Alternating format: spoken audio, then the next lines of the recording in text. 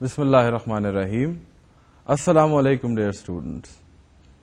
In our last lecture, we concluded our preliminary discussion of demand and supply and equilibrium and elasticities.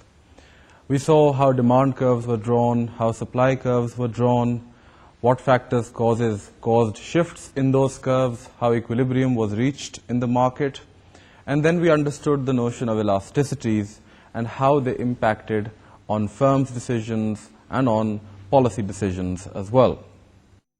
Today, and in the subsequent lectures, the next 3 lectures, we'll focus more about the demand side. We'll look at the background to demand and how consumers make their consumption decisions. So, in order to begin our discussion on consumption or on demand, that is viewing households as consumers, let me first do a little recap on what we know about scarcity and choice.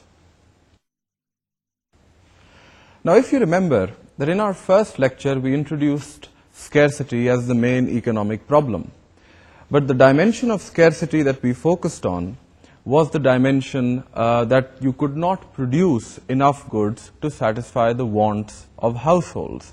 Potential demand was unlimited, whereas potential supply was limited. And in that discussion, we sort of ignored or put to the side the concept of scarcity that is associated with your money income being limited. In fact, we gave an example of when a person wins a lottery and his immediate income constraint is relieved, that his economic problem is not solved. However, in the analysis of real-world consumption decisions by households, the income constraint is a very important one. And from today onwards, at least in the next 3 lectures, next 3 and 4 lectures, when we talk about scarcity, we will be referring to or including the income constraint. That is the fact that people's money incomes are scarce, their money resources are scarce, and they have to make a decision as to how to spend those scarce resources on different goods. So you have to decide whether you want to spend all your money on buying a car, or on buying a television, or on food, or restaurants, or watching movies, things like that. So that's the first point.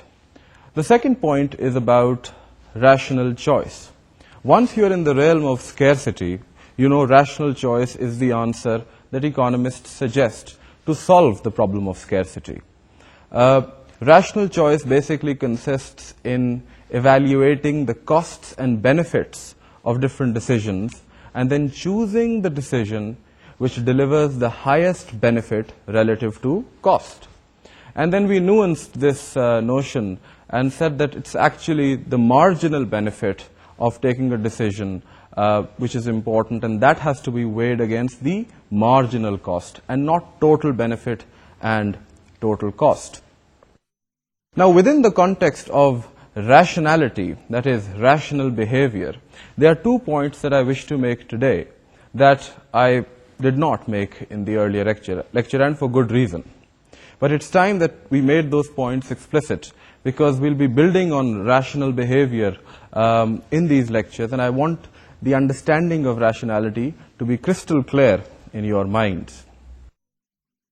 The first thing that you should note is that there is a difference between irrationality and ignorance. Some of us might be rational consumers, but we might be ignorant about what happens in the future. In fact, no one amongst us has perfect information about the future. The future is unknown to all of us. So it is not possible for us to predict what's going to happen as a result of our decisions or otherwise in the future. So you have to differentiate between ignorance and irrationality. Let me illustrate this through the use of an example. And I want to make the distinction here between ex ante and ex post. Ex ante means something that happens before, and ex post refers to an outcome, something that happens afterwards. Now consider the decision to buy a washing machine, right? You're in need of a washing machine, and you go to the market to look for good washing machines. Here is a consumer who goes to a shop and finds that the washing machine is being sold for rupees 3,800. He goes to the next shop and finds the exact same washing machine being sold for rupees 4,000. Now, quickly, he makes this rational decision that the cost in one case is 4,000, whereas in the other case is 3,800, whereas the apparent benefit is exactly the same. Therefore, in order to abide by the principles of rationality, he must buy the washing machine which is selling for 3,800. Now, this particular decision would categorize as a rational decision because ex ante, given all the information to the consumer, this is a rational decision that he makes. He chooses the washing machine which delivers the maximum net benefit. Now imagine that after 6 months, the washing machine develops a fault. This washing machine that he bought for 3,800, it develops a fault. And this is not a fault which is a result of some trick by the salesperson, by the company selling the washing machine. Rather, it's a manufacturer's fault, which occurs maybe one in 1,000 washing machines, right? So this fault develops and this renders the washing machine useless. Now, the consumer worries as to whether the original decision that he made was rational or not. But this would not be a good point to worry about, because when he made the decision, he had no way to tell that that washing machine would develop that particular fault. He made his decision based on the information that was available to him, and at that time, that was the rational decision. Now, consider another person, another consumer, but this time the consumer is not rational. So he goes to the market, he finds that the washing machine is selling for 4,000 in one showroom and for 3,800 in another showroom. He says, I like this particular showroom and I like the salesman, and therefore I'd like to buy this washing machine even though it's selling for 4,000, that is, it's selling for 200 rupees more. Now this would be, to a large extent, an irrational decision, because he's not comparing the net benefit, the benefit and the costs of the two alternatives. He's acting on his impulse, his desires, his whims. Let's now assume that this person takes this washing machine home, this one that he bought for 4,000, and that this washing machine works very well, serves him for a number of years, through 5 or 10 years, washes clothes nicely, properly, no problems. And now this consumer says, yes, the decision that I made was a wonderful decision in the beginning. Now this is also a wrong point to gloat about. He should not be happy about this, because the information that was available to him at the time of purchasing the washing machine warranted that he should have bought the washing machine for rupees 3,800. The mere fact that he bought the 4,000 rupee washing machine and it turned out to be fine does not make his original decision to buy the rupees 4,000 washing machine rational. So please do understand this very fine distinction between ignorance and irrationality. The second point that I want to make is that when we say that a particular consumer is rational, we are not passing a statement on his morals or his ethics as to whether his behavior is right or wrong in the normative sense, right? Remember, normative and positive. So we are not passing a statement on that. All we are doing in economics is studying the implications of the choice that he makes.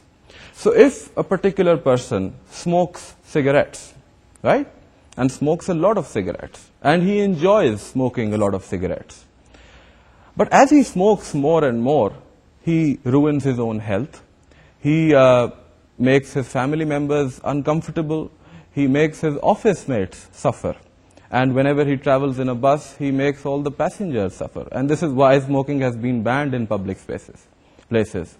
But let's assume that it's not the case and he is allowed to smoke. He will not care about how other people feel. Let's assume this is the way he behaves. He doesn't care about how other people feel about his smoking. And he sets a goal that I have to smoke, let's say, 3 packs a day.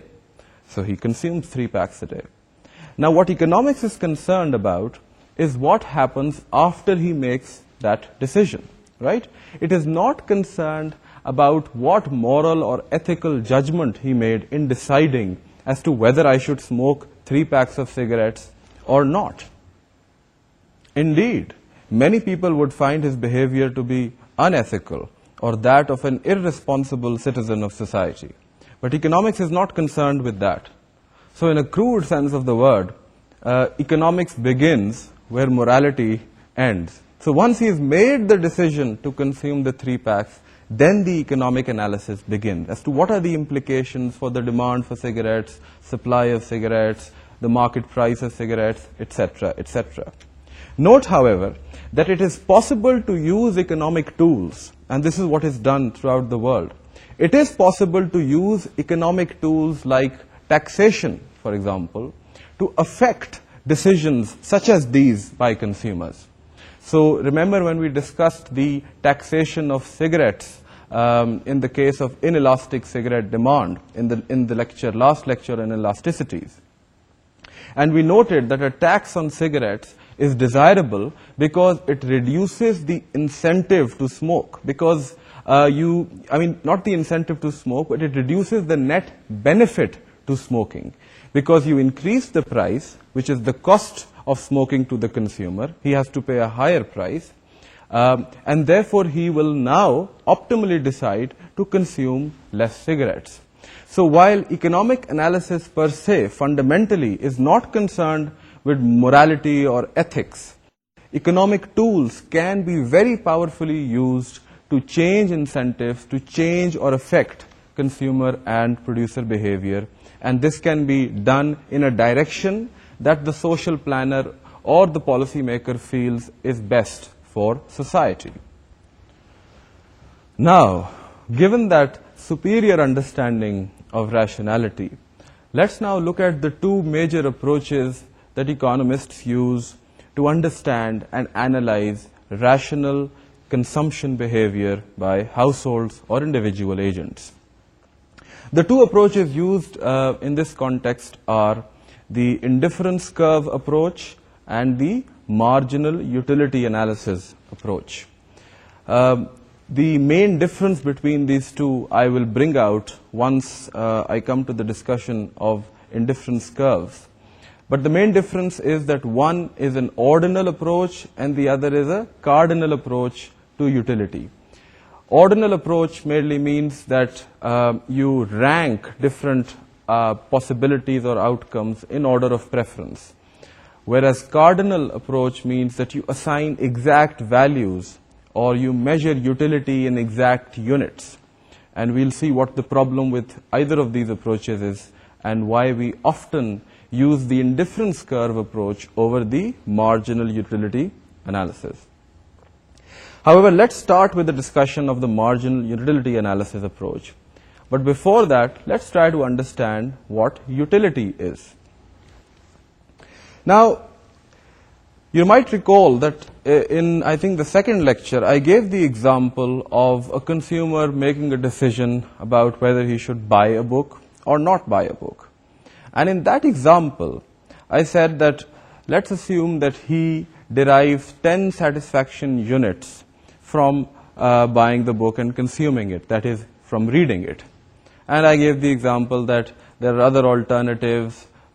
He can go out for dinner and he will derive 5 satisfaction units from there. So at the heart of that example was this idea about satisfaction units. And this is what gave the link to opportunity cost. So we discussed opportunity cost in the context of satisfaction units foregone, right? So if you bought the book, you forewent the satisfaction units that you would have derived from maybe giving charity for that money or going out with your friends for dinner. So satisfaction is something which is very closely related to the concept of utility. The word utility is sort of related to usefulness. So the usefulness that a particular person derives from consuming a particular good is called utility by economists. Now there are two types of utility which are important for you to understand. There is total utility and there is marginal utility.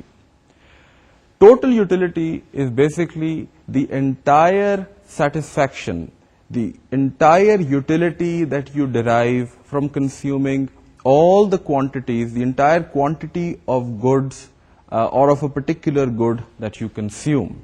Whereas marginal utility is the additional satisfaction that you get of consuming one more unit or one more piece of that particular good. So for example, if you are consuming cups of tea and you've consumed 4 cups of tea since morning till evening, then total utility would be the total utility that you have derived from consuming all those 4 cups of tea. So it will be the utility derived from the first cup, the second cup, the third cup and the fourth cup, all added together.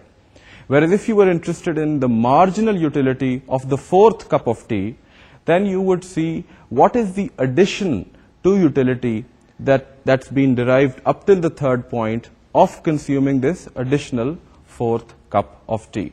So that's the distinction between marginal and total utility. Okay, given that understanding of marginal and total utilities, let me now illustrate one of the key principles in utility analysis, and that is called the law of diminishing marginal utility. And all that this law is saying is that as you consume more and more of a particular good, the satisfaction, the benefit or the utility that you derive from each additional unit falls as you consume more and more units. So let's take the example of consuming bottles of Coca-Cola. Let's say you want to have a bottle of Coke, right? So you go to the market, you buy a bottle of Coke, and let's say you derive a certain benefit, let's say 10 satisfaction units from that bottle of Coke. Then you have a craving for another bottle of Coke. So you go to the market and you buy another bottle of Coke, and let's say you derive 8 satisfaction units from that new bottle of Coke.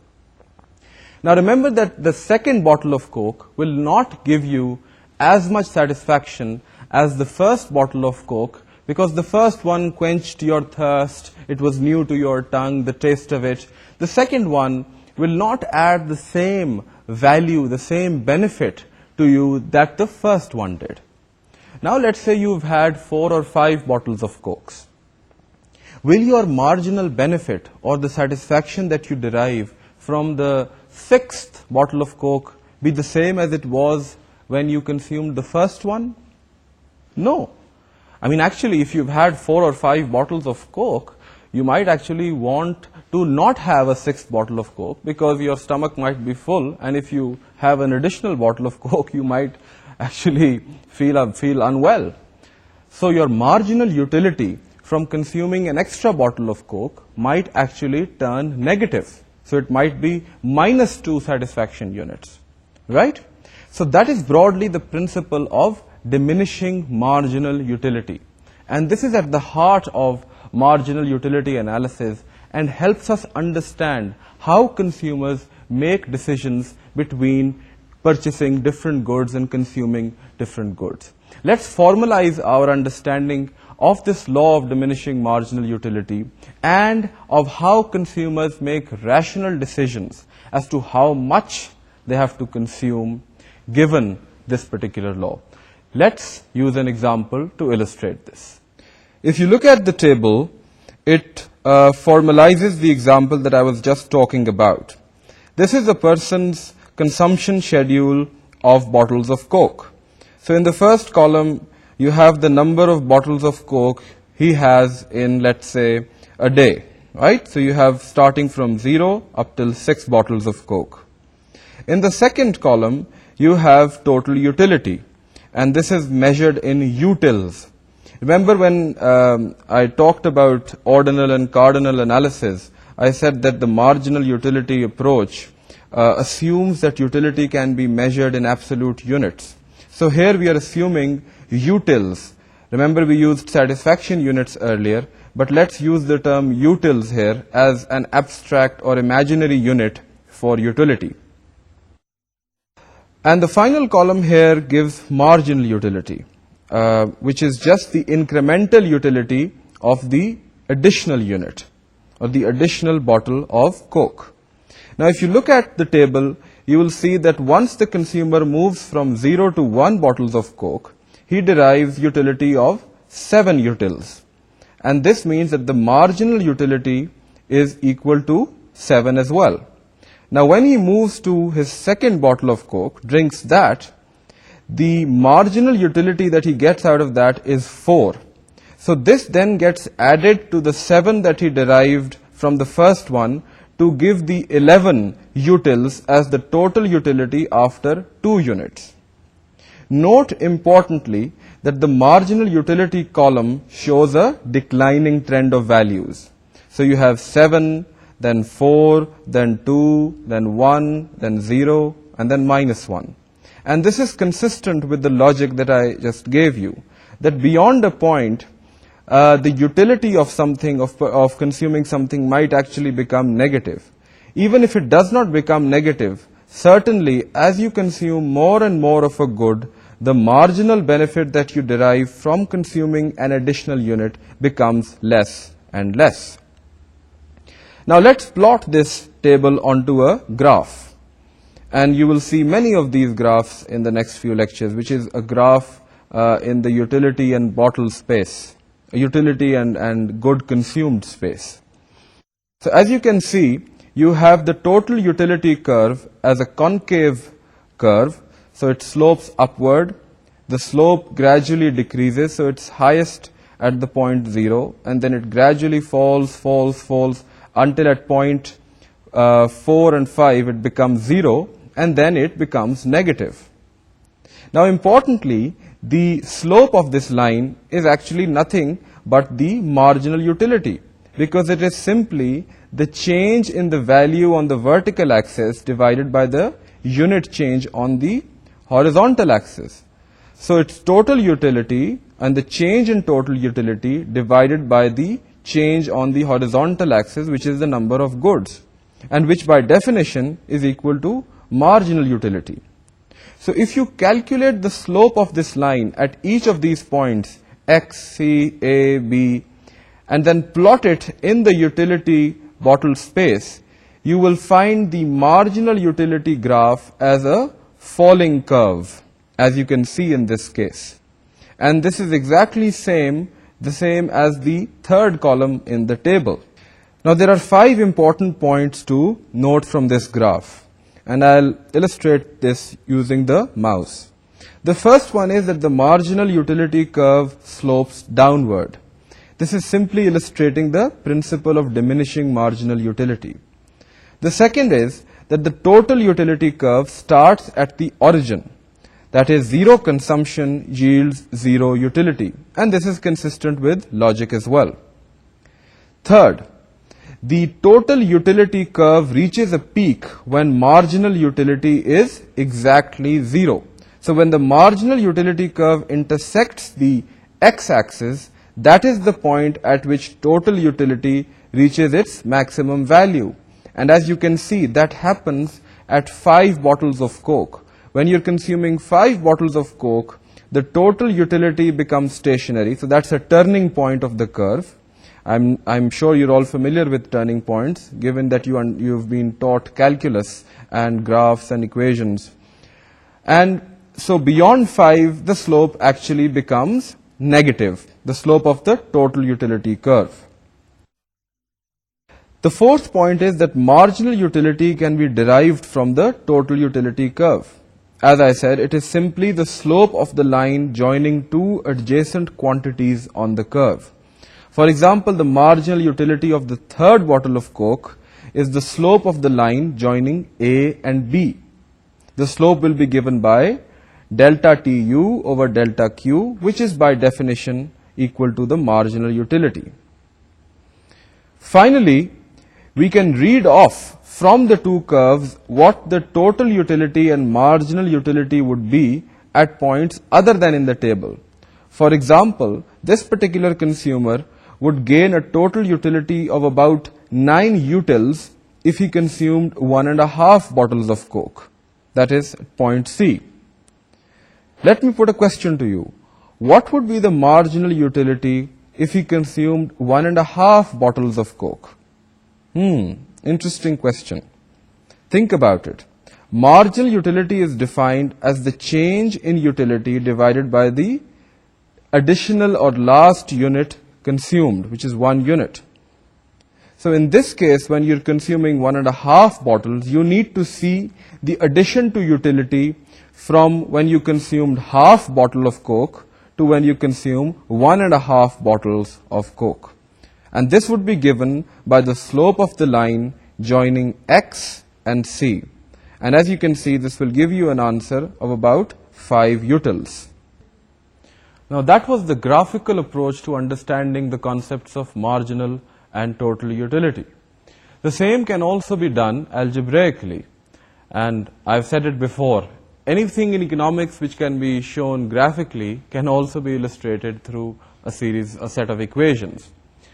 So using calculus, we can also draw marginal and total utility inferences.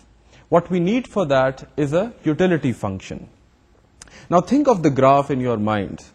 You remember the graph was a concave function. So it sloped upwards and then came down. And if you remember your mathematics well, such a graph is produced when you have a quadratic equation. So what kind of quadratic equation would produce a graph like this? Any clues? Yeah, a graph like, let's say 60q minus 4q squared. And the key property here is that the second derivative is negative.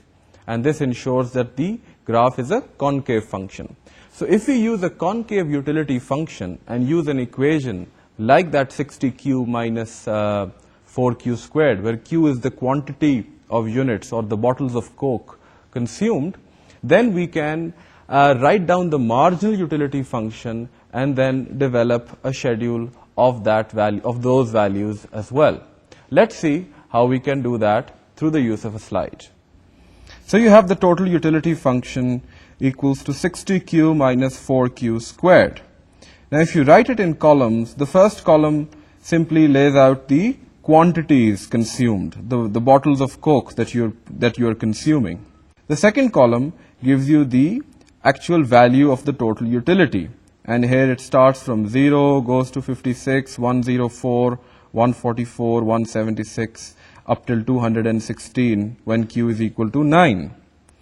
Then I've calculated the marginal utility, which is the increment to total utility because of consuming each additional good. So, or each additional bottle of Coke. So, in moving from 0 to 1, the marginal utility is 56.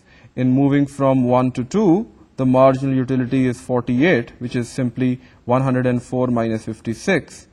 And in consuming unit 3 or the third bottle, the marginal utility is 40, which is simply 144 minus 104. Now this is one way of writing the marginal utilities. A simpler way is to obtain a marginal utility function, and that is simply obtained by taking the first derivative of the total utility function. And if you do that, you get the marginal utility function equals to 60 minus 8q.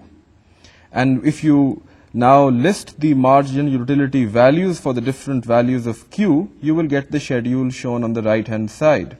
So you have q 1, 2, 3, 4 to 8, and you have marginal utility falling from 52, 44, 36, 28, 4 and minus 4.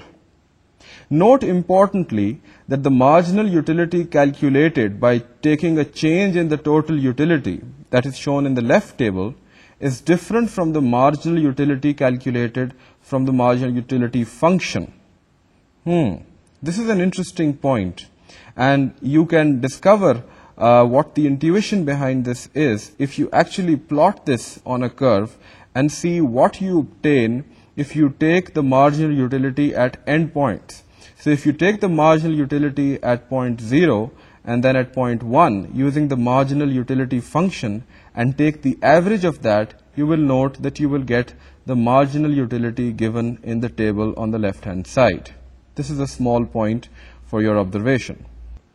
Now, armed with that understanding of marginal utility, let's now see how we can use this powerful concept to decide on the optimal consumption level of a good, Cokes in this example. Now, the key concept that we need to introduce at this stage is that of consumer surplus. And consumer surplus is simply the difference between willingness to pay and what the consumer has to pay. So you can think of consumer surplus as the difference between marginal utility, that is what the consumer would derive in terms of utility from the good, and between price, that is price is the cost of the good. Note that in the beginning of the lecture I mentioned that it was difficult to measure utility. Satisfaction units or utils, they are imaginary units.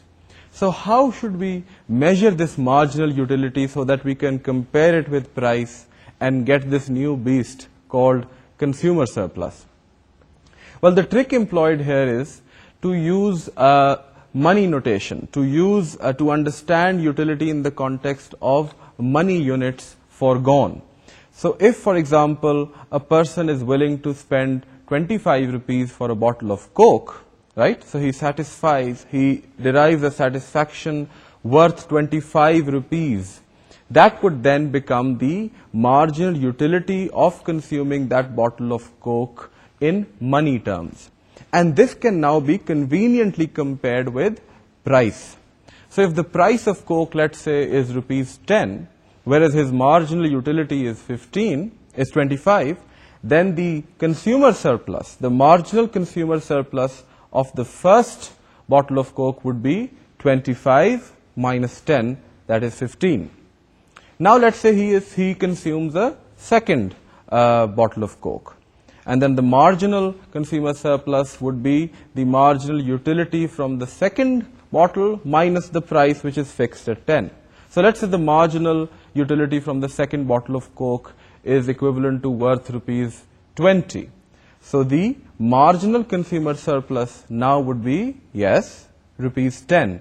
That is 20 minus 10. So as you can see, like diminishing marginal utility, the marginal consumer surplus also falls as the quantity of consumption of a good increases, right? And the optimal point of consumption is that point where consuming an additional good yields zero marginal consumer surplus. So as long as an additional good yields more utility to you in money terms than the price or the cost that you are paying for that extra good, you should keep on consuming. But at the point where the marginal utility is equal to price, you should stop consuming because the incremental or marginal consumer surplus is zero. So this is the principle on which is based the optimal decision making of consumption. Let's illustrate this further through a slide. First, we simply note that the optimal consumption point is that where the marginal utility equals price. When marginal utility is greater than price, consumers will gain by increasing consumption, and as they increase their consumption, their marginal utility will fall and eventually become equal to price. If, on the other hand, marginal utility is less than price, then consumers will gain by reducing consumption until marginal utility is equals to price. As you know, increasing consumption means marginal utility will be falling, and reducing consumption means marginal utility will be rising. So, if mu is greater than p, increase consumption until mu is equal to p, and if mu is less than p, decrease consumption until mu is equal to p. Now let's look at this table, which basically summarizes the petrol consumption opportunities or possibilities before a consumer. Now the consumer views petrol consumption in the context of the utility that he or she derives from using petrol in his or her car. She obviously has the option of using the bus, the public transport system, or walking to different places. So her decision on what quantity of petrol to consume depends very much on this trade-off, on the one hand, between the cost that she is paying for petrol and the satisfaction or utility she derives because of the convenience of car travel. In the first column, you have quantity of liters of petrol consumption. And you can see that when she or he consumes just 1 liter, the marginal utility of that is rupees 80. So this would be the case when this person has to take the occasional trip in the year, right? So the price of petrol, which is given as rupees 50 here, then delivers a marginal consumer surplus of 30. Now, as the quantity of liters increases, that is, as the consumer uses more and more petrol and uses the car more and goes to the point 250, his marginal utility has fallen to rupees 70. And so his marginal consumer surplus is now 20. At a point of 900 liters, his marginal utility is exactly equal to his price, and therefore his marginal consumer surplus is 0. Now this information is summarized in this graph.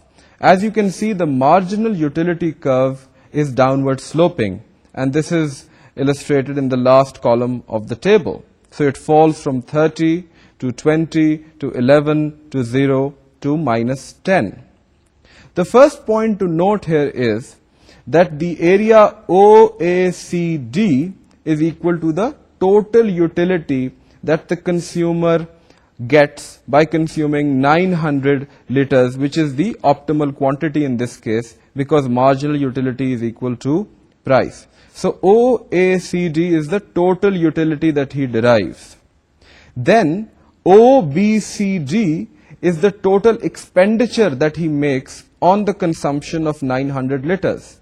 And this is simply equal to quantity times the price. So it's 900 times 50. And note that this is exactly equal to the total revenue of the producer in this case, or the sellers of petrol. Now the important triangle here to focus on is the one which is ABC, which gives the total consumer surplus. That is the difference between the total utility derived by the consumer and the total expenditure that he makes on that good. The second point to note in this graph is that if you shift the curve, the P line, the horizontal line, upwards or downwards, let's say if you shift it to 61, then the consumer would consume 500 liters. If it is shifted to 70, the consumer would consume 250 liters. So the marginal utility curve gives the different quantities consumed or demanded by the consumer at different prices. But note that this is exactly the relationship that a demand curve captures. That is the relationship between quantity demanded or consumed and prices prevailing in the market. So curiously, the marginal utility curve is exactly equal to the demand curve. The third point to note is that as price increases, that is, as the P horizontal line shifts upwards vertically, the area of triangle ABC becomes smaller. So the total consumer surplus shrinks. On the other hand, if the P line moves down, then the triangle becomes bigger and the total consumer surplus rises. So my friends, the discussion so far has focused on how consumption decisions should be made in the context of one good. But what happens when we have more than one good, which is what the real world is all about? You have limited income and you have to decide how you need to spend that income on two or more or different number of goods. Now the concept that I want to introduce here is that of a bundle of goods. So economists talk about bundles of goods and which bundle yields the highest satisfaction or utility level. So you can think of an economy where there are two goods, oranges and mangoes. So one bundle could be, let's say, 2 oranges and 3 mangoes. The other bundle could be 3 mangoes and 2 oranges, or 1 orange and 4 mangoes. So they are all examples of different bundles of goods, different combinations of the goods quantities. So the problem before us now is to how to choose that bundle of goods which gives us the highest level of satisfaction or utility given a certain level of income. And the principle that helps us do that is the equi-marginal principle. And this principle basically says that a person will derive the maximum level of total utility from consuming a particular bundle of goods when the utility derived from the last dollar spent on each of the goods is the same. In other words, what you're saying here is that if you have goods A, B, C, and D, then the marginal utility of A divided by the price of A is equal to the marginal utility of B divided by the price of B is equal to the marginal utility of C divided by the price of C, and so on. So you are equating the utility derived from the dollar last spent on a particular good across those different goods to yield the optimum level of utility for the consumer. Let me give you an example of the intuition which underlies this principle. Consider that you want to consume Coke or you can consume lemonade. How do you decide what to consume? Consider that Coke gives you twice the amount of satisfaction or pleasure than lemonade, but that it costs 5 times more.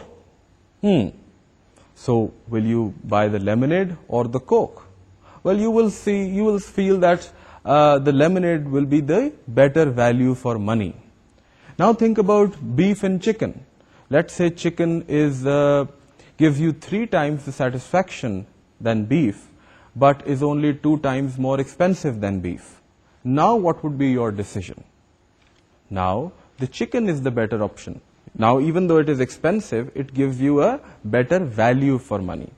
So this is what the equi-marginal principle is capturing. You are comparing values of money across different goods and choosing that particular combination at which the value for money for each of the goods is bang on exactly equal. Now, with that example of chicken and beef, we can illustrate how the optimal combination or the optimal basket of this combination of chicken and beef will be consumed and decided upon by a rational consumer. Remember here that we've assumed that chicken gives 3 times the benefit as beef but costs only 2 times more, or 2 times that of beef. Let's go to a slide to illustrate this. Now, as I mentioned earlier, what we are doing here is comparing the relative marginal utilities of the two items with their relative prices. Now, in the case of chicken and beef, when we say that chicken gives 3 times the satisfaction of beef, we are in fact saying that the marginal utility of chicken over the marginal utility of beef is equal to 3/1. Let's use C as a symbol for chicken and B as for beef. And when we say that chicken costs twice as much as beef, we are saying that PC over PB is equal to 2/1. Now this result can be generalized from this to any pair of goods X and Y that you buy. And if marginal utility of X over marginal utility of Y is greater than PX over PY, you will increase your purchase of good X relative to those of good Y. But as you buy more of good X, according to the principle of diminishing marginal utility, the marginal utility of good X, MUX, will fall. Likewise, as you buy less of good Y, MUY will rise. You will stop adjusting your purchases of goods X and Y when the marginal utility ratios are the same as the price ratios. That is, when MUA over MUB is equal to PA over PB. At this point, your total utility will be maximized for any given amount of income spent on the two goods. Another way of looking at the choice between the two goods is to compare the ratios of their marginal utility to price, that is MU over P. So in the example for chicken and beef, you can compare MUC over PC with MUB over PB. Now, MUC over PC is a measure of the value for money of chicken, and this is what I referred to as earlier, whereas MUB over PB is a measure of the value for money that beef offers. Now, you will spend more on chicken and less on beef if MUC over PC is greater than MUB over PB. As a result, MUC will fall and MUB will rise until MUC over PC is exactly equal to MUB over PB. Note that this is the same equimarginal principle stated earlier, only that there we use the ratio of MUs and equated it to the ratios of P's. So, my dear students, given that analysis, how would you actually determine what the optimal bundle is? So, if you had oranges and mangoes, how would you decide how many oranges or mangoes to include in your bundle, given a certain level of income? Well, given the algebraic tools that I have shown you, what you need to do is to set up the marginal and total utility schedules for both mangoes and oranges. Then you will know the price prevailing for oranges and mangoes in the market. So what you then need to see is at what quantity of oranges is the marginal utility divided by the price of mangoes equal to the marginal utility and price of oranges in the other schedule, which will be for oranges. So you will compare the schedule for mangoes with the schedule for oranges and see what quantity in each delivers the ratio marginal utility over price, which is exactly equal. This will then enable you to get those quantities, that is 2 mangoes or 3 oranges or 2 oranges and 3 mangoes, which will then form the optimal bundle. So this is how you would do this in practice. Okay, now given that very interesting discussion on oranges and mangoes and cokes and beef and chicken, let's now do a little recap on what we've learned today. Now we started with a recap on scarcity and choice. I said that in marginal utility analysis and in indifference curve analysis, we will be using or invoking the concept of scarce income. And this is something that we did not do when we introduced the problem of scarcity, where our focus was the scarcity of factors of production like land, labor, and capital. Then I clarified the concept of rationality to you a little bit more. I differentiated between irrationality and ignorance. And I said that it is possible for a person to be ignorant and yet be rational. In fact, it is almost always the case that we do not have perfect information about the future, so we are ignorant of the future, yet we make rational decisions. I also distinguished between ex ante and ex post and said that rationality was an ex ante concept. That is, you determined before taking the decision based on all the information that was available to you what your decision should be. Now, what happens after you make your decision should not lead you to question the process through which you took the initial decision. So the ex post cannot change the ex ante principles on which the decision was made.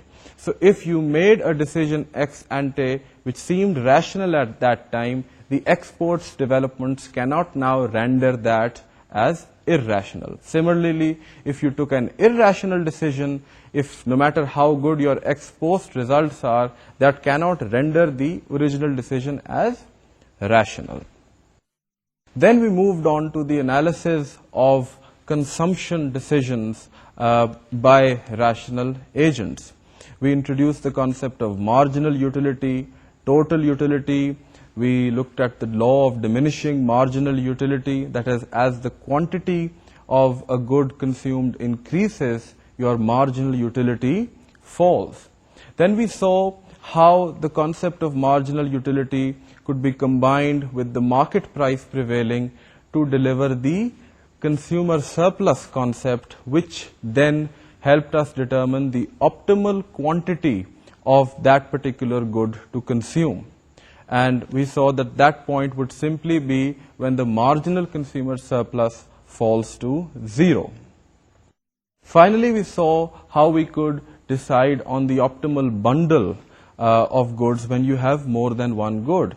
And we gave several examples. We gave the example of lemonade and Coke, and the example of beef and chicken, and how almost always our judgments about how much of one commodity and how much of another commodity to consume depends on our understanding or assessment of the value for money embedded in those goods. So if we feel that chicken offers us better value for money compared to beef, we will buy chicken. Otherwise, we'll buy beef.